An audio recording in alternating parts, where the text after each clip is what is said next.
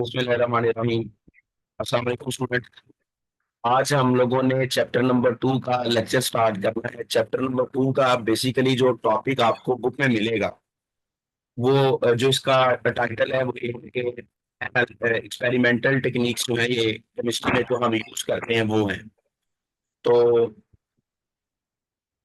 इसमें यह है बेटे कि सबसे पहले चैप्टर स्टार्ट होगा। अच्छा, इस चैप्टर के बारे में सुन लें। अच्छा बच्चे, ये जो न्यू बच्चे ऐड हो रहे हैं काइंडली आप लोग खुद को ना म्यूट करें। सिर्फ दो बच्चों को मैंने बोला कि वो खुद को अनम्यूट रखेंगे। एक रिहा है और एक गार्बन फातिमा। तो आपके अलावा इन दो बच्चों के अलावा बाकी लोग ना खुद को म्यूट रखें।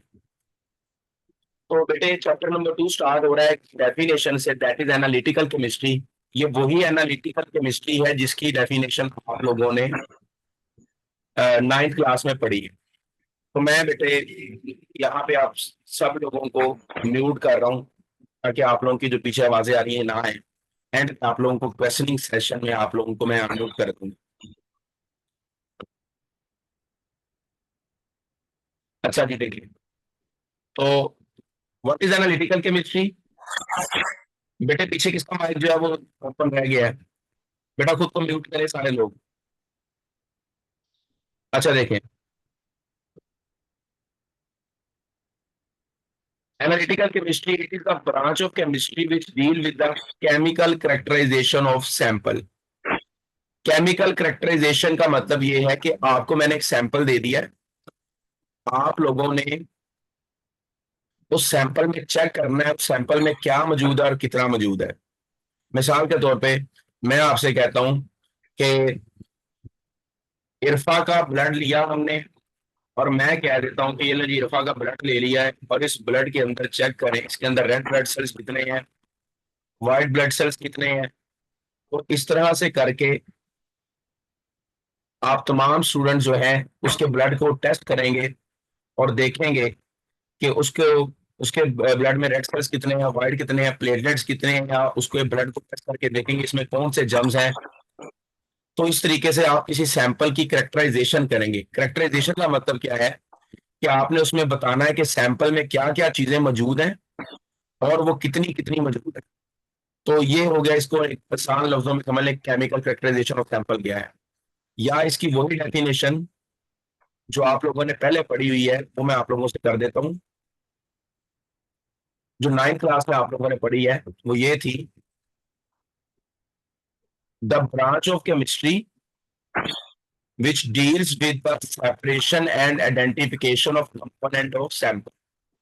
भाई मैंने आपको एक सैंपल दिया और आप उस सैंपल में टेस्ट करेंगे कि उस सैंपल में जो जो चीजें मौजूद हैं आपने उनको सेपरेट करना है।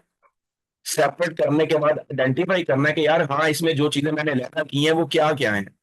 एक तो उनको मालूम करें वो क्या है, दूसरा उनको मालूम करें वो कितनी है। मैं इसकी एक मिसाल देता हूँ।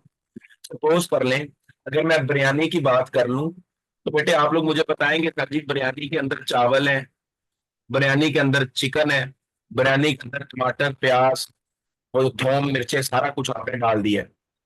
और फिर आप मुझे ये भी बताएंगे कि सर जी आए दावत खाएं बिरयानी बड़ी हैवी पकी हुई है, हम लोगों ने किलो चावल में 2 किलो चिकन डाला हुआ है।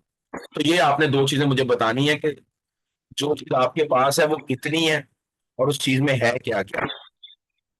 एक सेकंड बेटे, किसी का माइक ओपन है ये देखें। अभी यार तुम्हारे पीछे बेटे आवाज आ रही है, जरा उसको जरा थोड़ा देखें। अभी यार का माइक ओपन है, बाकी सब लोगों का माइक जो है वो म्यूट है। तो भैया पीछे खड़खड़ की बात हो रही बेटे, इसको जरा बंद करो आवाज को। अगर नहीं पॉसिबल तो चाहे फिर माइक आप भी अपना म्यूट कर लें। ओके, आगे देखें जी। अब आ गया इसका मतलब कि एनालिटिकल केमिस्ट्री में मेरा मतलब क्या है, किसी सैंपल को टेस्ट करना। जब बच्चों मैं सैंपल को टेस्ट करूंगा यानी मैं उसको एनालाइज करूंगा तो अगली मेरी हेडिंग क्या बनेगी, एनालिसिस ऑफ अ सैंपल। अब इस चीज को देखें, एनालिसिस ऑफ अ सैंपल क्या है। तो बेटे एनालिसिस ऑफ सैंपल में देखें, analysis of a sample involves identification of components and their amount और परसेंटेज कंपोजिशन। तो जब आप किसी चीज को एनालाइज करेंगे इसका मतलब मेरे बच्चे मुझे दो चीजें बताएंगे। एनालाइज करने का मतलब ये है कि बच्चे मुझे ये बता देंगे सर जो सैंपल आपने हमें दे दिया है, आपने हमें माची के गंदे नाले से पकड़ के पानी दे दिया और आपने बोला सर जी इसको टेस्ट करें।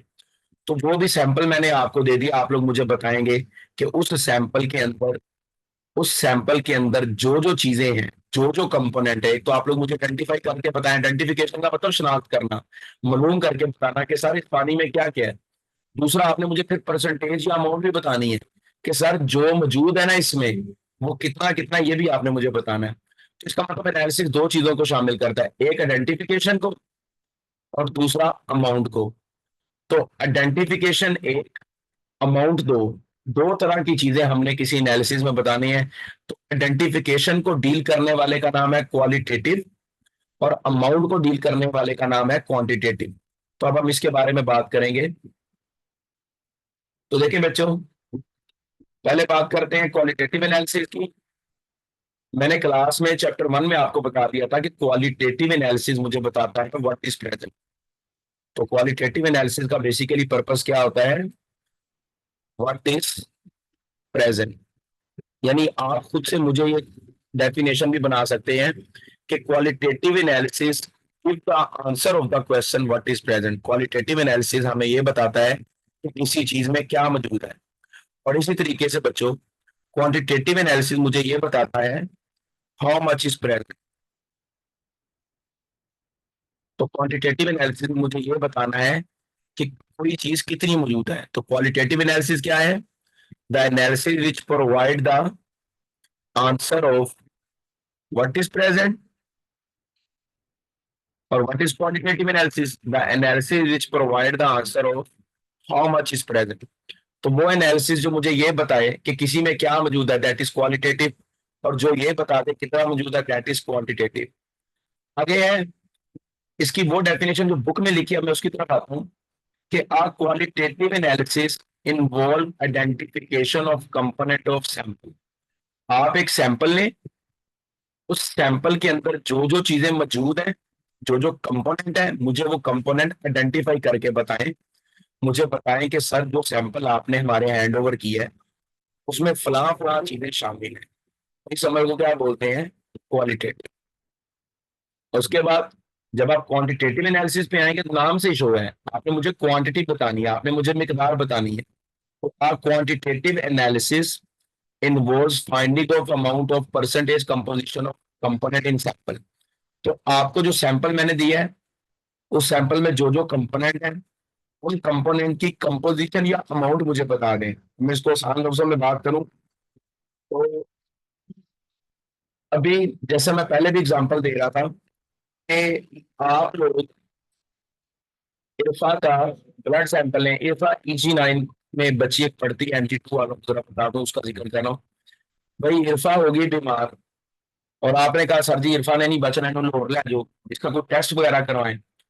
तो हमारे पास माशाल्लाह आप सारे लोग खुद बड़े बहुत बड़े साइंसदान हैं। तो आप लोगों ने क्या किया भाई,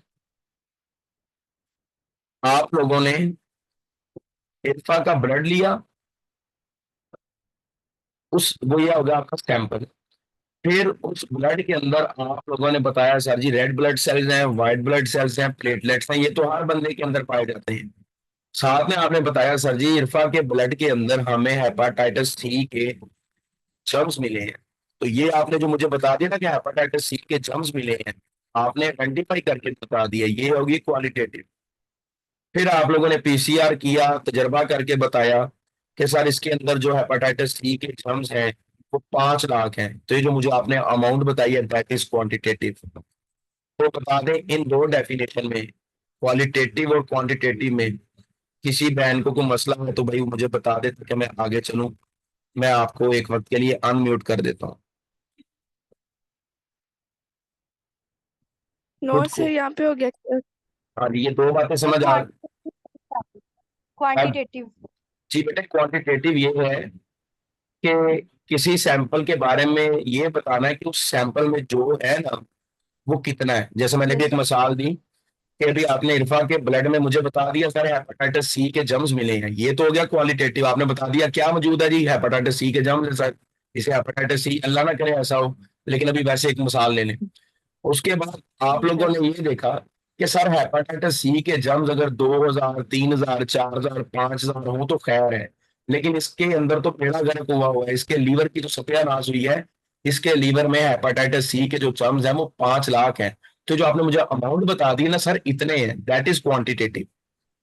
okay. Yes sir. Yes sir. Okay, मैं यहाँ पे फिर आप लोगों को नोट करने लगा,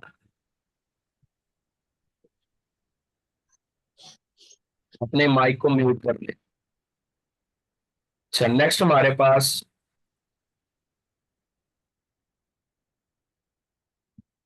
अब हमारे पास इस पूरे चैप्टर में हमारा जो बेसिक पर्पज है वो है क्वांटिटेटिव एनालिसिस के बारे में थोड़ी बहुत हाव ना जानना, ज्यादा नहीं, थोड़ी बहुत। ठीक है, उसकी तरफ आते हैं।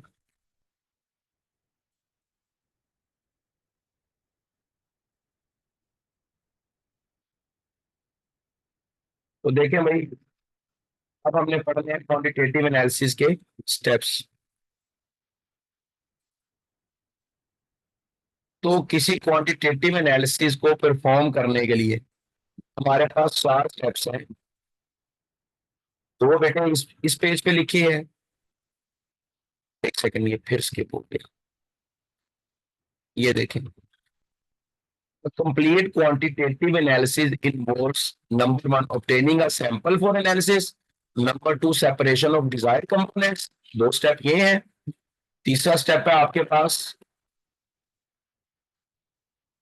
Measurement and calculation of results और ड्राइंग कंक्लूजन फ्रॉम एनालिसिस। तो ये चीज मैं आपको बता दूं, ये 4 पॉइंट्स बता दूं। अच्छा, अब तक मैंने आपको जितनी बातें पढ़ाई हैं उसमें सबसे इंपॉर्टेंट क्वेश्चन यही है जो मैं अभी डिस्कस करने जा रहा हूँ।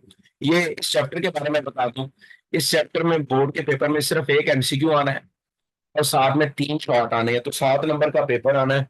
चैप्टर जरा थोड़ा सा बोरिंग है, तो क्योंकि सारी थ्योरी है, कोई मजे की चीजें नहीं है, लेकिन यह है कि आप लोग इसको थ्योरेटिकली सुने। अब रही बात ये चैप्टर तैयार कहाँ से करना, तो ये जो मैं नोट्स आपको पढ़ा रहा हूँ ना अपने, यही नोट्स मैं आपके साथ शेयर करूंगा, आपने चैप्टर यहीं से करना है। हाँ, आप अपनी तसल्ली के लिए एक दफा बुक से पढ़ ले, बुक से पढ़ के फिर आप मेरे नोट्स पढ़े, ताकि आपको समझ आ जाए कि मैं चीजों को किस तरीके से आसान कर रहा हूँ। बुक में बड़ा कुछ नहीं है जो मैंने यहाँ पे लिखा होता है। तो बेटे, किसी क्वांटिटेटिव एनालिसिस के 4 स्टेप्स हैं, तो ये लिखे हैं, ये देखें, measurement and calculation of results, drawing conclusion from analysis. तो बेटे ये वर्ड ठीक कर लेना, ये कैलकुलेशन नहीं है, ये ड्राइंग कंक्लूजन है। तो पिछले पेज पर आते हैं, ये देखें जरा। तो ये तरतीब से लिखने हैं, इसकी तरतीब आगे पीछे नहीं करनी। तो क्वांटिटेटिव एनालिसिस में सबसे पहले जो काम मेरे बच्चों आपने करना है, that is obtaining a sample for analysis, और दूसरा सेपरेशन ऑफ डिफाइंड कंपोनेंट। हम इसकी बात करते हैं। फर्ज कर लें, वो एक मिसाल जो हम लोगों ने चलाई है, मैं चला रहा हूँ। हमने इरफा के ब्लड के अंदर मनूद करना है कि प्लेटलेट्स कितने हैं। तो सबसे पहले तो हम लोगों को ब्लड चाहिए इरफा का। अब देखे ना बेटा, मैंने चेक करना है कि इरफा के ब्लड के अंदर क्या मौजूद है। मुझे इरफा का ब्लड ही चाहिए, मुसलका का ब्लड तो नहीं ना लूंगा मैं। तो इरफा का ब्लड जो होगा वो होगा सैंपल, कि हम लोगों ने इरफा के अंदर से थोड़ा सा ब्लड लिया, दैट इज ओवर सैंपल। फिर उस सैंपल में मैंने काउंट करने हैं कि उसमें प्लेटलेट्स कितने हैं या उसमें व्हाइट सेल्स कितने हैं। तो हम चले जी व्हाइट सेल्स निकालना चाह रहे हैं, तो आप इरफा के ब्लड में से सिर्फ और सिर्फ व्हाइट सेल्स को सेपरेट करेंगे। बाकी रेड प्लेटलेट्स, प्लाज्मा, फेब्रिनोजिन, मुझे इनकी कोई जरूरत नहीं। तो मैं इस सैंपल में जो कि इरफा का ब्लड है, उसमें से अपनी मर्जी के कंपोनेंट सेपरेट करूंगा जो कि व्हाइट सेल है। 2 स्टेप ये हो गए। फिर मेरे बच्चों में तीसरे स्टेप पर पहुंचूंगा, वो क्या होगा जी, मैं measurement and calculation of results करूंगा। फिर मैं इसके ब्लड के ऊपर मुख्तलिफ टेक्निक्स लगाऊंगा। ठीक है, मैं इसके ब्लड्स का एनालिसिस करूंगा, उसको मुख्तलिफ ऑपरेटर्स में रन करूंगा, और जब ये सारा कुछ कर चुका हूंगा, मैं अपना पूरे का पूरा एक्सपेरिमेंट परफॉर्म कर चुका हूंगा, मेरे जो आंसर्स आएंगे, जो रिजल्ट्स आएंगे, मैं उनको लिख लूंगा या कंप्यूटर के ऊपर वो चीजें रिकॉर्ड हो जाएंगी। फिर मैं यहाँ से कंक्लूजन निकालूंगा, नतीजा निकालूंगा। फर्ज कर ले मैंने क्या नतीजा निकाला, कि मैंने देखा कि इरफा के ब्लड में व्हाइट सेल्स एक नॉर्मल बंदे की निस्बत कम हो चुके हैं। इसका मतलब मेरा नतीजा क्या निकल रहा है कि हो सकता है इरफा को डेंगी है, डेंगी में आपके ना व्हाइट सेल्स कम पड़ जाते हैं। तो इस तरीके से आप लोग 4 स्टेप परफॉर्म करते हैं। उसके बाद हमारे पास सेपरेशन टेक्निक्स है। तो बेटा इस चैप्टर में हम लोगों ने सिर्फ और सिर्फ ये देखिए सेपरेशन को डिस्कस करना। तो इसका मतलब कि जो अभी मैंने आपको चीज पढ़ाई है क्वांटिटेटिव एनालिसिस के 4 स्टेप, उसमें बच्चों हम लोगों ने सिर्फ और सिर्फ दूसरा पॉइंट पढ़ा है इस चैप्टर में। हम लोगों ने इस चैप्टर में ये सीखना है कि चीजें सेपरेट कैसे होती हैं। तो ये चारों के चारों स्टेप हमने इस चैप्टर में नहीं सीखने। हमने सिर्फ एक ही स्टेप पर काम करना है, वो क्या है कि किसी सैंपल में अपनी मर्जी के कंपोनेंट को सेपरेट कैसे कर सकते हैं। तो बच्चों इसी सैंपल को अंदर चीजों को सेपरेट करने की कुछ टेक्निक है। उनमें से एक का नाम है फिल्ट्रेशन, दूसरी का नाम है क्रिस्टलाइजेशन, तीसरी का नाम है सब्लिमेशन, चौथी सॉल्वेंट एक्सट्रैक्शन और पांचवी क्रोमेटोग्राफी।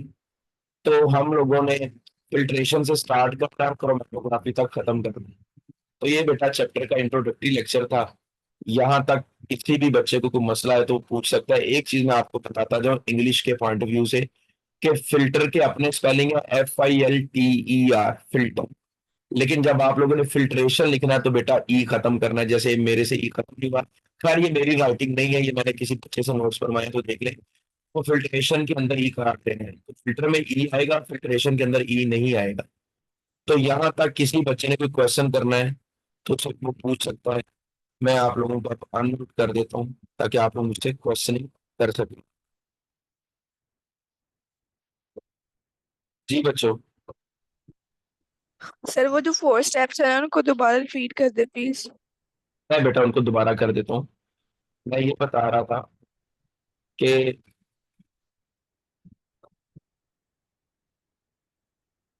ये देखें, हमने इस चैप्टर में क्वांटिटेटिव एनालिसिस को पढ़ना है। किसी क्वांटिटेटिव एनालिसिस के अंदर 4 स्टेप होते हैं। पहला, आपने बेटा सैंपल सैंपल चाहिए आपको।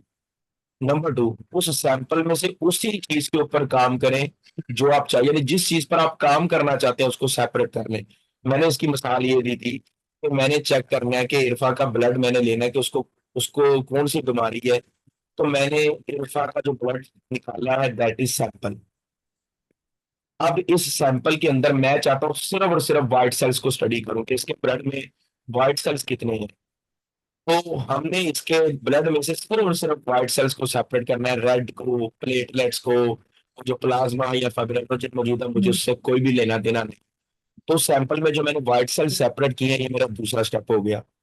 अब उनको सेपरेट करने के बाद मैंने उसके ऊपर की जान मारी, मैंने उसके ऊपर की खपत, मैंने तजर्बे किए, मैंने उसका PCR किया, मैंने उसको मुख्तलिफ मशीनों से गुजारा, मैंने उसके ऊपर रिया एनालिसिस किया। मुख्तलिफ तरह के एनालिसिस करने के बाद मुझे मैंने मेरे पास आंसर आ गए कि इसके ऊपर व्हाइट सेल्स कितने मौजूद हैं, एक नॉर्मल बंदे में कितने होने चाहिए, उस व्हाइट सेल्स की कम होने की वजह क्या हो सकती है। ये सारी कैलकुलेशन, सारे रिजल्ट्स मेरे पास आ गए, या तो हैंड रिटन फॉर्म में या कंप्यूटराइज फॉर्म में। फिर मैंने यहाँ से कंक्लूजन निकालना है। ये वर्ड कैलकुलेशन ही कंक्लूजन यहाँ पे लिखना है आपने, कि मैंने कहा यार एक नॉर्मल बंदे के अंदर अगर व्हाइट सेल्स होने चाहिए 5,000, इरफा में तो 5,000 नहीं है, इरफा में है 2,000। इसका मतलब इसके मैं नतीजा निकालने जा रहा हूँ कि इसके व्हाइट सेल कम हो गए हैं। हो सकता है इसको डेंगी हो, डेंगी में आपके व्हाइट सेल्स गिर जाते हैं। तो यहाँ से मैंने ये कंक्लूजन निकाल दिया कि चूंकि इरफा को डेंगी है इस वजह से इसके व्हाइट सेल कम हो गए। जी क्लियर हो गया बेटा कि रिपीट कर दूं? हो गया सर, थैंक यू। हाँ जी। इरफा पुत्र परेशान ना, कल किसी और बच्चे की मिसाल ले लेंगे। अल्लाह मेरे बेटे को सेहत दे, अल्लाह ना करे तुम कुछ हो, ठीक है जी बच्चे। और किसी ने कोई क्वेश्चन करना है कि मीटिंग को मैं एंड करूं? जी जी। क्या बेटे? सर आपने आपने क्वांटिटेटिव एनालिसिस के स्टेप बता रहे हैं ना, तो क्वालिटेटिव के नहीं होते? बेटा हमारा चैप्टर जो है ना बेसिकली जो हम चैप्टर डील करना है वो चैप्टर है ही हमारे पास क्वांटिटेटिव एनालिसिस के एक स्टेप पे बेस करता है। आप कहते हैं कि क्वालिटेटिव एनालिसिस के स्टेप बताएं, तो वैसे सुन लो। क्वालिटेटिव एनालिसिस में सिर्फ मैंने आइडेंटिफाई करके बताना है। क्वालिटेटिव एनालिसिस में मैंने सैंपल लेना है, पहले नंबर पे सैंपल ले लिया है। तो दूसरे नंबर पे मैंने उसमें से मालूम करना है उसमें क्या मौजूद है। बस मैं एक मिसाल देता हूँ। एक ना साल्ट एनालिसिस आप लोग ना प्रैक्टिकल के तौर पे करेंगे FSC के अंदर ना, बोर्ड में आपने लिखना भी होगा। तो जब हम आपको साल्ट देंगे ना तो आप उस साल्ट के ऊपर टेस्ट करेंगे मुख्तलिफ तरह के। आप साल्ट में एसिड डालेंगे, गैस निकलेगी, आप बोलेंगे सर इसमें कार्बोनेट्स हो सकते हैं, फिर आप लोग कार्बोनेट का टेस्ट करेंगे, फिर आपको लगेगा अच्छा कार्बोनेट है, आप उसको कंफर्म करेंगे। तो किसी क्वालिटेटिव एनालिसिस के स्टेप क्या होता है, सैंपल लें, सैंपल का सोल्यूशन बना लें, उस सोल्यूशन को बनाने के बाद कोई ऐसी चीज इस्तेमाल करें जो हमें आइडेंटिफाई करके बता दे कि इसमें क्या क्या हो सकता है। तो जब आपको पता चल जाए क्या क्या हो सकता है, फिर आप लोग उसके ऊपर एक्सपेरिमेंट करें और उसके उसके ऊपर कंफर्मेशन करें कि अच्छा यार फलां फलां चीज हो सकती है, कोई टेस्ट होगा उस चीज का। उस टेस्ट को करने से, जैसे आपने मैट्रिक में एक फ्लेम टेस्ट किया है कि जब आप कैल्शियम को जलाते हैं तो रेड कलर का फ्लेम बनता है, तो रेड कलर के फ्लेम से आप साबित कर देंगे हाँ यार यहाँ पे कैल्शियम है। तो फिर आप क्या क्या करेंगे, सैंपल लेंगे, उसमें कोई रिएक्टेंट डालेंगे, गैसेस को इवोल्व करेंगे, आप तुक्का लगाएंगे फलां फलां चीज हो